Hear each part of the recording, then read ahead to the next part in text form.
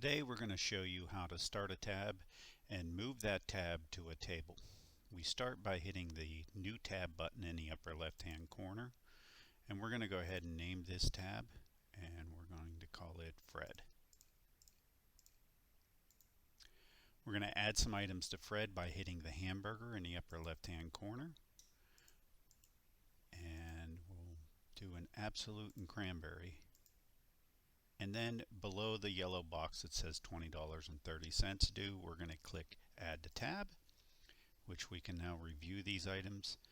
We're going to hit Return in the upper right hand corner here, and we'll see that this tab exists. We'll also see that there's nothing right above Fred.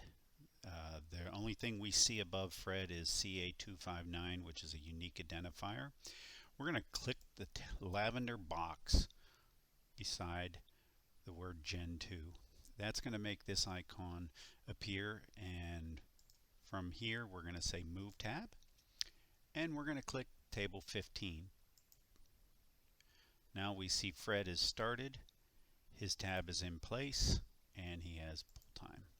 Getting ready to check him out, we can also just hit Close and hit Collect. You'll notice that his tab did get collected on the other side as well.